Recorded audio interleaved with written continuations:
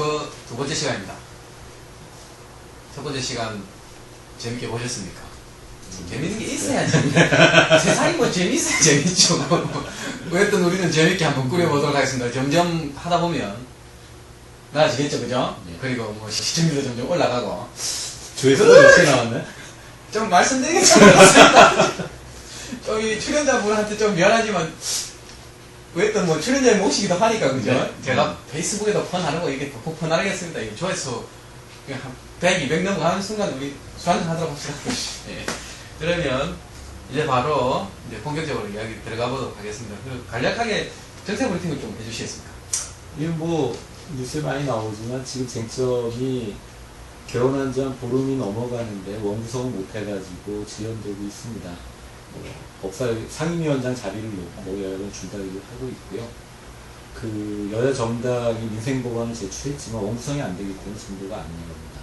그래서 원구성과 특검이나 청문회 문제가 정리되는 대로 원구성이 될 텐데 현재로서는 좀 빨리 구성되는 걸 바라는 정도고, 또 각 정당의 사정을 보면 새누리당은 대선구 경선 룰을 가지고 현재 이제 거의 분열 상태에 가 있는 모양이고, 민주통합당은 새로운 지도부를 구성하고 나서 이제 각 대선 후보 간 경선 체제에 들어가 있고요.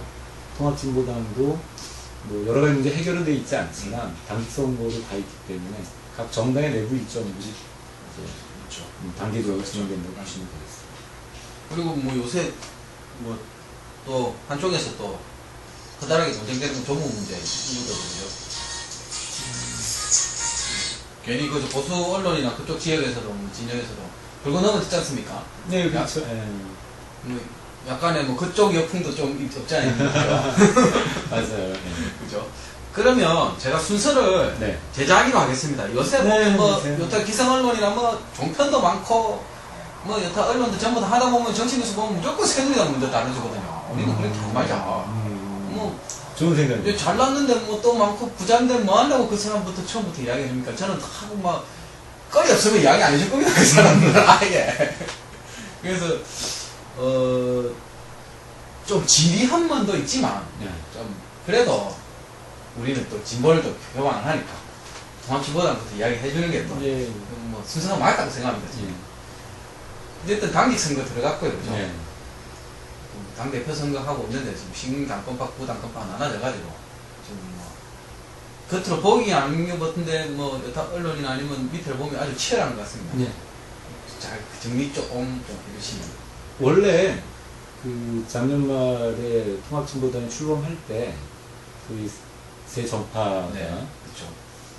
총선 후에 당직 선거를 하기로 했기 때문에 예정돼 있던 예정돼 있던 당직 선거고요. 그리고 어느 당이나 그렇게 구성된 상태에서는 뭐 당직 선거가 이렇게 좋게만 진행이 안 되고 갈등이 있는 거죠. 그리고 그 갈등을 어떻게 잘 슬기롭게 경쟁 속에 녹아내냐가 그 정당의 앞으로 신뢰를 받는 정당이 태어나는 건데, 다만 이제 뭐 부실부정선거와 또 정부 문제까지 논란에 당직 있어서 선거까지 같이 가버리면 그것이 당직 선거 과정에서 잘 정리가 되기를 바라죠. 그래야 신뢰받는 정당을 다시 태어날 수 있습니다. 그래서 6월 말까지 당직 선거하고 7월 초에 출범하는 걸로. 어쨌든 당직 선거를 제대로 치러내야 이렇게 완전히 지금 지지율이 뭐 완전히 땅바닥이 난 말입니다. 그죠?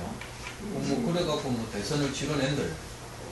그렇죠. 전체 야권으로 보면 통합진보당이 어떻게 당직 선거를 통해 가지고 지금 나타나는 여러 가지 문제를 잘 극복하는가가 야권 전체적으로 중요한 문제입니다. 그리고 국민들에게도 대권에서 야권이 승리하는 데 있어 이것을 2차적인 관문으로 보고 있기 때문에 그런 책임감을 갖고 잘 해결했으면 좋겠습니다. 통합진보당 이제 사태가 처음엔 억수 센세이션하고 했는데 이제 진보한 얘기가 됐었어요. 벌써 뭐 한 40일 넘게 됐습니다. 어떻게 보면 그쪽이 끌고 있는 이유도 그런 게 있는 것도 아닌가 싶기도 하고. 설마 그렇게 하겠습니까? 그죠? 근데 그런다는 소리도 있었어요. 질질 끈다. 그런 사람들이 있는다. 우리도 이제 할 이야기도 점점 줄어들어 가버리는 그냥 쳐다보리는 그래 돼 가는 것 같습니다. 진짜 할 이야기가 없어져 버립니다. 그리고 민주통합당 경선이 재밌었죠, 그죠? 예, 생각보다 이제 치열했죠. 각 지역 경선하면서 예상의 결과들이 나오면서 각 후보별 또 지지그룹별로 그 국민경선인단의 참여들을 많이 하셨습니다. 그래서 처음에 생각했던 것보다는 그 흥행이 됐다고 보시면 되겠습니다. 그 더더군다나 이제 그 이념 논쟁이 촉발되면서 그렇죠. 그 보수 언론이나 그 새누리당이 당내 경선에 또 입김을 불어넣었고 이것에 대해서 민주당 지지자들이 위기감을 갖고 뭉치는 그런 제대로 선을 치른다는 마음이 반영된 결과라고 보시면 되겠습니다. 밖에서 흥행도 더 도와준 것 같아요. 지금. 흥행도 그렇고요. 실제 선거 결과도 0.5% 차이였기 때문에 그런 그 이념 공방이 이해찬 그 대표가 당선되는데 가장 결정적으로 작용했다고 평가하고 있습니다. 이해찬 대표가 막판에 그죠? 그 대공세를 한 박 날리면서 예. 그게 이제 민주당 지지자들에 대한 어떤 결집으로 좀 아무래도 좀 색깔이 분명하고 좀 공격적인 대표를 원하는 흐름이 좀 잡혔었다 이렇게 보시면 되겠습니다. 어쨌든 그래도 모바일 경선에서 이렇게 엎어지고 예, 맞습니다. 예. 그래서 뭐 한쪽에서는 뭐 김한길 대표 쪽에서는 이렇게 요거도 뭐 시비의 소지가 있다라고 해서 문제제기하는 거 있는 것 같아요. 물론 이제 그것을 뭐 당신과 민심을 분리다 이렇게 하지만 이미 민주당 자체가 당원 중심 정당이라기보다는 지지자 정당으로 볼 수 있기 때문에 굳이 당신과 민심을 분리할 이유가 없고요. 모바일로 참여하신 분도 결국은 민주당에 대한 지지자들이고 그렇죠. 그렇다고 보면 그걸 굳이 결과가 끝난 마당에 당신과 민심이 분리됐다 해서 드러낼 필요는 없을 것 같아요. 오히려 그런 민심까지 포함된 게 민주당의 당심이라고 이해를 해야 되고 어떻게 보면 뭐 민주당이 지금 갖고 있는 시스템 방식으로는 정말 국민정당, 지역정당으로서 넘어서는 시스템으로 봐서는 그러니까 그렇죠? 현재 수준에서 그러니까 지지자 정당이라는 성격을 아직은 다 그게 머물러 있기 때문에 그 수준에 맞는 시스템을 갖춘 것이죠. 그래서 거기에 맞춰서 선거 결과가 나온 것이고요. 어쨌든 이런 식의 뭐 당내 경선 어떤 시스템 전환의 주도는 민주당이 우리나라 뭐 정치 사회에 큰 역할을 하고 있는 것 같아요. 통합진보당이 이번 오픈 프라이머리 나는 개인적으로 뭐 누구님한테 오픈 프라이머리 안 합니까? 라고 했거든. 그랬더니 뭐 진성당원제를 중심으로 하고 있는 진보당에서는 그걸 받아들이기가 힘들 거다. 라고 그런 멘트를 하시더라고요. 이 각 당의 예비경선과 관련된 제도의 측면은 뭐 정당 개혁이라든가 또 선거제도가 엇말려 있기 때문에 시간 되면 나중에 좀 더 그런 얘기를 거로 다 다음에 하고 한번 이야기해 봅시다. 어쨌든 민주당이 취하고 있는 것이 가장 선진적이라 부르기는 아니에요. 현재 그 민주당이라는 당의 성격, 당의 시스템, 그 당원의 성격에 맞는 좀 거기에 적합한 방식을 한 거고 내부 구성원들이 또 그 룰을 가장 합리적이라고 판단해서 가지고 가고 있는 거죠. 그렇게 보시면 돼요. 그게 뭐 가장 올바른 방식이다. 이선진적이다 뭐 그렇게까지는 안 보죠. 상대적인 거니까요 지금. 그리고 뭐 어쨌든 이해찬 대표 체제에 대해서 좀 설명을 조금씩 더 해주시겠습니까? 그게 뭐 대권 대표 체제일 수도 있는 거, 민주당이 앞으로의 성격도 이야기할 수 있는 거, 전국에 대한 성격. 근데 일단은 그 현재 민주통합당의 지도부라는 게 집단지도 체제고요. 그리고 이제 임기도 또 보장은 돼 있지만 항상 큰 선거가 끝나면 거기에 대한 책임을 지는 지도부이기 때문에 그 이해찬 체제가 특정한 정체성을 강하게 갖는다고 보면 않았으면 좋겠어요. 오히려 대권 후보 경선을 가장 합리적으로 관리하기 위한 시스템이다. 그게 1차적인 임무고요. 근데 그 과정에서 당의 역할과 각 대권 후보들의 역할이 좀 분리될 것이고, 그럴 때 당이 그 정세에 맞춰서 대여 투쟁을 좀 강력하게 한다는 의미에서는 그런 강력함은 좀 있는 체제라고 보시면 되고, 기본 핵심은 경선 관리라고 보시면 됩니다. 어쨌든 이해찬 대표가 힘이 있는 좀 스타일이죠. 뭐 장단점이 있는 스타일인데요. 저희 마누라는 별로 안 좋아해요. 옛날에 교육부 장관 그 출신이라서 교사의 우리 마누라는 별로 안 좋아해요. 알겠습니다. 그리고 그러면 마지막으로 오늘은 또 착착착 잘한다 이러면 안 누르지 안 되게 새누리당 이야기 해봅시다. 새누리당이 지금 그러니까 새 후보 김문수, 이재호, 정몽준 후보께서 뭐 들리는 소리인지 아닌지 모르겠는데 탈당을 불사할 것만큼 경선룰에 대해서 집착을 하고 있어요. 예. 거기에 대해서 좀 설명해 주세요. 왜 그렇게 집착을 하는지. 뭐 물론 뭐 합리적으로 생각하면 그럴 수밖에 없겠지만 탈당까지 여기는 좀 떠지는 상황. 일단 새누리당의 당헌상 대선 후보 선출은 그 선거일 그 6개월 전에 당원, 대의원, 일반국민 여론조사 해가지고 2대 3대 3대 2로 혼합해갖고 후보를 뽑게 되어 있습니다. 6개월 안에요? 예. 6개월 전에 그러니까 8월 21일까지. 무조건 후보를 뽑아야 돼요? 예. 뭐 당원을 바꿀 수는 있습니다만 어쨌든. 네. 정해진 당원은 그렇습니다. 근데, 완전 국민 경선을 하려면 8월 21일까지는 좀 어렵겠죠. 여러 준비들이. 그런 점에서 뭐 당원을 바꿔야 되는 이런 문제가 있어서, 소위 말하는 친박계에서는 그 당원을 지키기에는 시간이나 이런 게 어렵다 해가지고 경선룰을 손대지 않겠다는 입장이고, 나머지 후보들이야 당연히 지금 구조로 하면 승부가 뻔하니까 뭐 참여할 수가 들러리 쓰려고 나와 있는 건 아니거든요. 그리고 또 김문수 후보나 또 정몽준 후보 같은 경우는 실제 박근혜 후보 가지고는 야권을 이길 수 없다라는 자기 명분이 있기 때문에 그런 상태에서 들러리는 쓸 수 없다. 그렇게 되면 새누리당이 일방적으로 밀어붙일 경우에는 그 이제 뭐 탈당을 불사하는 이런 이제 각오들이 밝히고 있는 거죠. 또 그런 일도 지난번에 손학규 그런 문제 때문에 탈당한 거죠. 뻔한 경선에 들러리는 세우니까. 세 명 입장이 다 그런 거다. 네, 맞습니다. 근데 그거는 좀 지켜봐야 될 거, 어떻게 될지 좀 지켜봐야 될 것 같습니다. 어쨌든 자기네들 입지를 강화하는 측면보다는 뭐 이렇게 나갈 비서 아무런 의미도 없는 선거인데. 그래가지고 또한 새누리당이 선거에서 진다. 그렇게. 그에 대한 자기들의 판단을. 예. 그냥 이렇게 대선으로 몰아가서 이래 갔다 그렇죠. 가는 선거에서 진다라는 판단이 서 있다는 거기 때문에. 뭐 이렇게 센세이션을 일어내지 않고서는 집권을 지향하는 정당의 정치인이 이대로 가면은 대선에 지는데 여기서 대선에 이기기 위해서 뭐 탈당은 좀 다른 성격입니다만 어떤 식으로 당내에서 뭐 자기 역할을 하는 것은 뭐 정당의 성격을 떠나가지고 뭐 정치인의 기본 의무죠. 저는 그러니까 이래 보이 덜러리밖에 안 되니까 굉장히 지기는 거.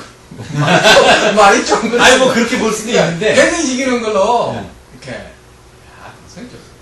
이렇게 깐죽 거는 걸로만 이렇게 어느 정당이죠. 뭐 그 정당이 대권 승리하기 위해서 보니까 그분들의 그런 문제적 제안은 근본적인 출발은 이런 식으로 그 하듯이 몰아갔다가는 흥행도 안 되고 그러다가는 대통령 선거도 진짜 이런 판단이죠. 모른다는 판단 속에서 대국민 이렇게 흥행쇼를 하고 대국민 결집을 해내고 지지를 받는 선에서 대통령 선거를 해야 이길 승산이 크다. 그 판단을 가지고 그렇죠.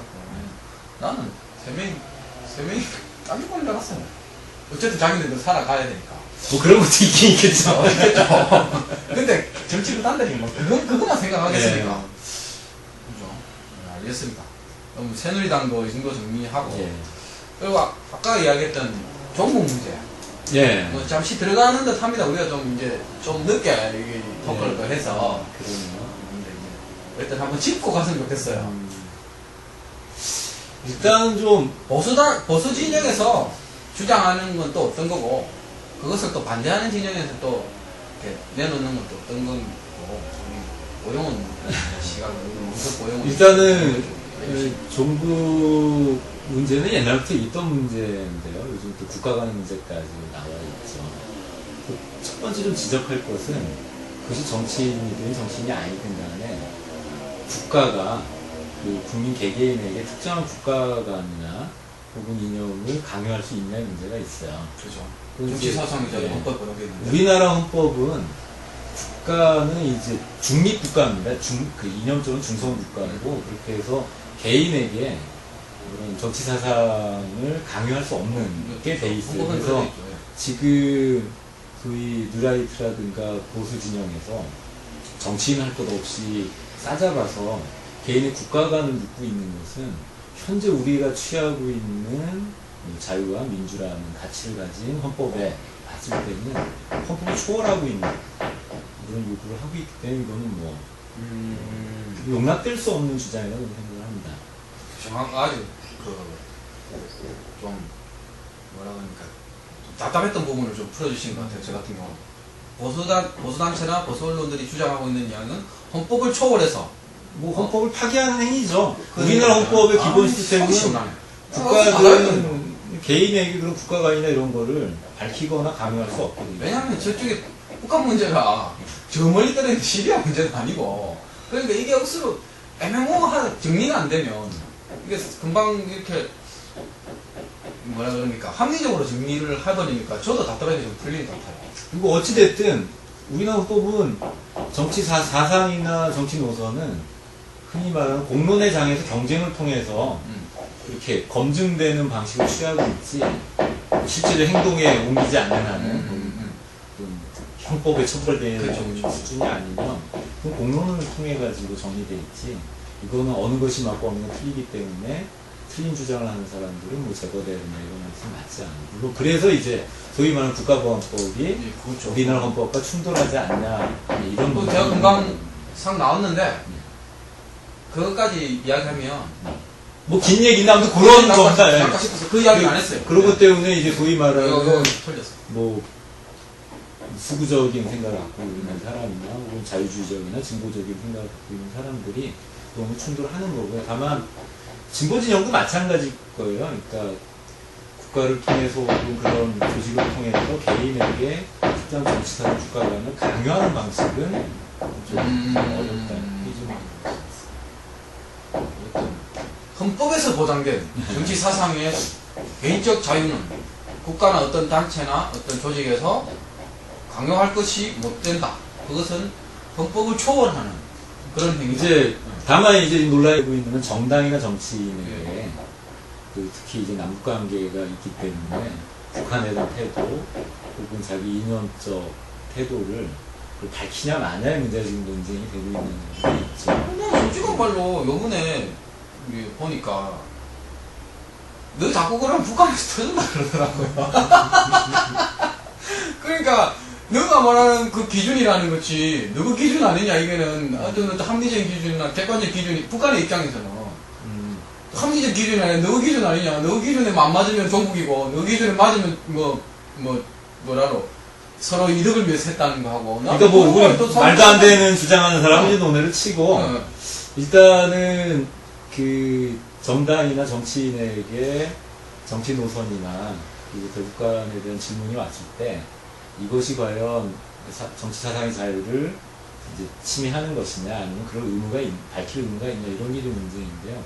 저는 뭐 정당이나 공무원은 뭐 자기 입장을 밝혀야 되는 건 당연한 것이고 특히 이제 대북 문제는 분단이라는 상황에서 이번 유권자들이 국민들이 선택을 할 때 중요한 기준을 삼고 있기 때문에 분명할수록 좋은 것이죠. 나는 정당이나 정치인 같은 경우는 그걸 자기 이념이나 자기 정책으로 이렇게 국민들한테 심판받고 선택받고 하기 때문에 그건 난 분명히 밝혀야 된다고 생각해요. 네, 그래요. 근데 이제 문제는 이제 우리 사회 분위기가 지난번 이제 백분 토론 같은 경우는 네, 그렇죠. 뻔한 의도가 있는 질문이죠.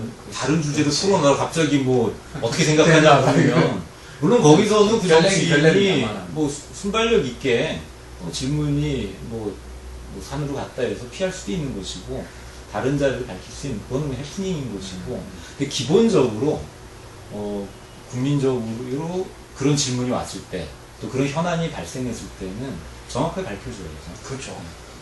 그러면 자기 정당이나 정치인을 정말 그냥 계속 소시민으로 살아야죠. 저도 그런 게 공감합니다.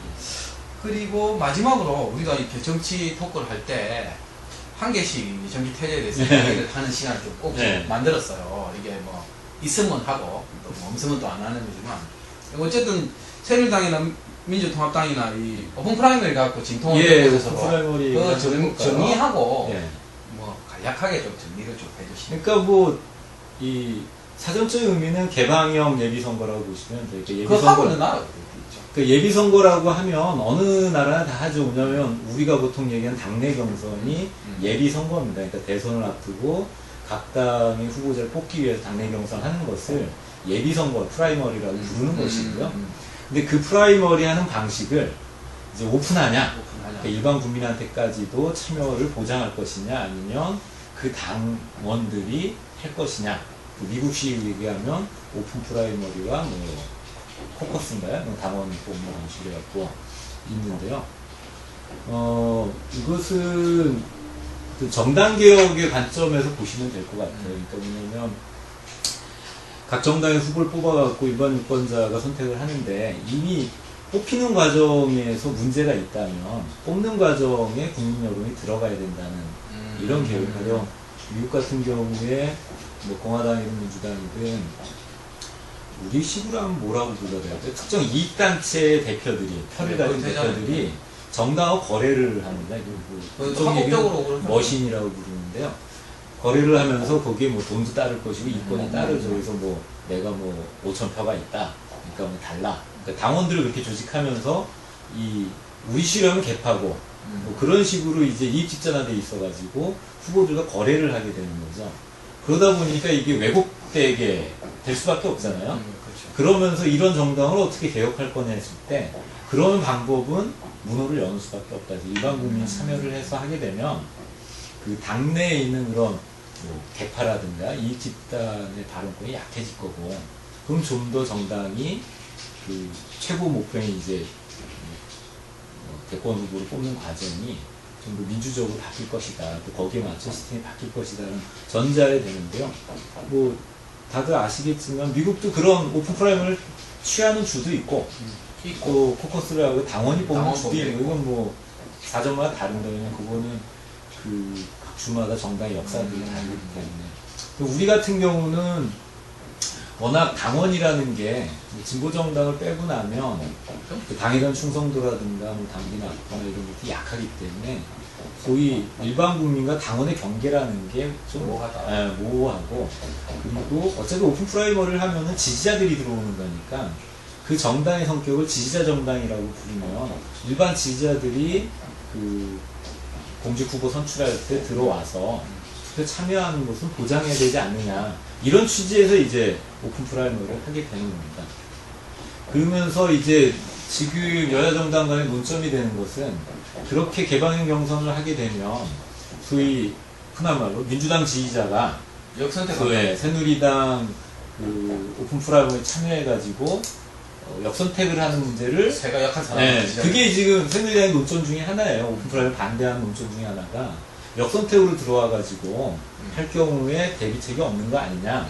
같이 하자고. 이런 거죠. 그래서 지금 민주통합당에서 얘기하는 것은 첫 번째는 시기를 맞추자라는 것과, 그리고 모바일 경선이든 혹은 뭐 현장 투표든 간에 오픈 프라이머에 참여하는 이 선거인단의 정보를 선관위가 관리를 해가지고 중복 투표를 제거하는 방식으로 하면 그런 문제가 없어지지 않겠냐. 다른 뭐 역선택을 하기 위해서도 자기 당 지지하는 정당에는 참여하지 않으면서 그 어떤 역선택을 해 남의 당만 가는 거는 상식적이지 않거든요. 그렇게 해서 법률을, 공직선거법을 바꿔서 오픈 프라이머리와 관련된 이 선거법 규정이 좀 없어요. 당내 사정 경선은 어떠한 룰과 어떤 법을 적용할 건가가 분명치 않습니다. 그래서 원래 19대 국회는 그것도 법률을 만들어야 되거든요. 오픈 프라이머리가 일반화되어 있기 때문에 이것을 어떻게 할 것이냐. 그래서 그런 그 당내 경선의 룰, 그리고 선거인단 참여할 때 이걸 어떻게 관리할 거냐. 이제 그런 걸 바꾸자고 제기를 하는 거죠. 그리고 더군다나 이제 현장 투표를 할 경우에는 결국 조직 동원의 문제가 있습니다. 차로 치거나 이런 문제가 있어서 우리나라처럼 이제 정보화가 된 사회에서는 인터넷이나 특히 모바일 투표를 하자고 하는 건데, 모바일 투표 같은 경우에 본인 확인의 문제나 지역 구분의 문제가 있어서 민주통합당이 모바일법을 만들어가지고 어느 정도 이제 어쨌든 고쳐야 되는 이게 뭐 정비해야 될 것이 법망적으로도 많네요. 그러니까 당내 혹은 당대당 관계에서 오픈 프라이머리를 정말 문제없이 하기 위해서는 좀 법제도의 정비가 필요한 건 현실이에요. 근데 그러기 위해서는 일단은 오픈 프라이머리가 여야 정당에서 보편적인 룰이 돼야 돼요. 지금은 민주당에만 보편적인 룰이고 새누리당은 그 룰을 안 하고 있거든요. 그러니까 이게 법제가 되기는 좀 어려운 거죠. 어떻게 보시기에 어떻겠습니까? 양당이 전부 다 이제 오픈 프라임을 할 것 같습니까? 아니면 뭐 민주당이 할 거고. 민주당은 법안상 완전국민 경선제라고 해갖고 그건 정해져 있고. 예. 새누리당은 어떻게 될 것 같아요? 새누리당 당원사원 아까 말씀드린 것처럼 뭐 혼합형인데 지금 다른 주자들이 오픈 프라이머리를 주장하고 있기 때문에 이게 어떻게 수용될지는 모르겠는데 완전국민 경선 수용하기 어려울 거고 어떤 형식으로든지 타협하면은 그 섞일 것이고 적절하게 뭐 3대 3대 뭐 이라든지 일반 국민 반영률이 좀 높아지겠죠.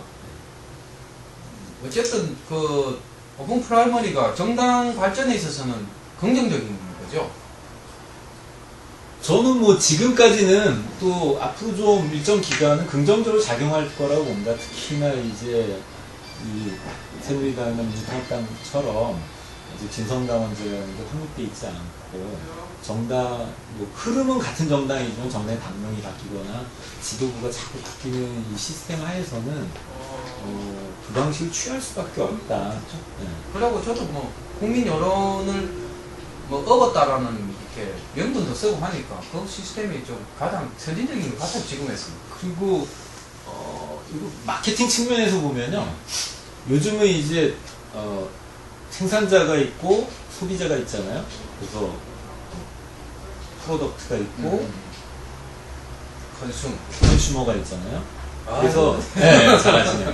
그래서 요즘은 이제 그 생산 단계까지 소비자의 의견을 참여시켜가지고 그렇죠. 이제 소비자를 단순하게 만들어진 물건을 소비하는 사람으로 하는 게 아니라 생산 단계로 참여시키는, 그래갖고 프로슈머라는 식으로 가는 거죠. 그러면 그렇게 보면 정치라는 게 마케팅 측면이 있는 거기 때문에 각 정당에서 후보를 선출하는 과정에 이미 자기 정당의 지지자들의 의견을 반영하는 방식을 취할 수밖에 없습니다. 그래야 이제 뭐 반영된 후보를 선출을 해야 그 선거에서 자기 지지자들한테 뭐 충성도 있는 지지를 요청할 수 있겠죠. 그 흐름은 우리나라 정당 체제가 뭐 양당제로 가든 다당제가 확립이 돼서 뭐 양당제라면 대선 지금의 대통령제가 문제가 없을 거고, 다당제가 완비가 되려면 내각제가 이런 문제도 있을 텐데, 이런 것이 어느 정도 딱 정리가 돼야 그 소위 말하는 진성당원제라는 게 정착이 될 거고, 그랬을 때는 뭐 여야 구분 없이 지금처럼 당원의 지위나 역할이 단순 지지자로 돼 있는 부분은 어떻게 강화할 거는 문제를 꺼낼 수 있는데, 지금 새누리당이나 민주통합당은 그 얘기 꺼내기에는 정당의 시스템이 좀 불안정하다고 보십니다. 알겠습니다. 오늘 뭐 간략한 질문이기도 했지만 아주 우리나라 정치사회도 심도 깊은 내용도 달아봤습니다. 말이 참 안 되네요. 예, 어제 오늘 정치 토크 두 번째 시간 이렇게 가져봤습니다. 고영님도 이렇게 어려운 시간 이렇게 또 같이 해주셨고, 앞으로도 또 어려운 시간 또 같이 해주시고요. 또 날로 또 오늘은 또 가서 무슨 얘기를 해줄까? 왜냐면 한 단계 한 단계씩 또 한 태자 한 태자씩 또 배워가는 거고, 제 같은 경우는 오늘 저는 다른 것보다는 헌수학이 종북 논란에 대한 이 정리, 아주 명쾌한 정리였습니다. 헌법을 초월한 짓을 하고 있다. 그래서 제기하는 게, 나는 그게 지금 아주 감명 깊습니다. 뭐 보시는 보시는 시청자분들은 어떻게 판단할지 모르겠지만 아주 딱 정리를 명확하게 해주신 것 같습니다. 이상 고영호와 함께하는 정치 토크 마치도록 하겠습니다. 고맙습니다.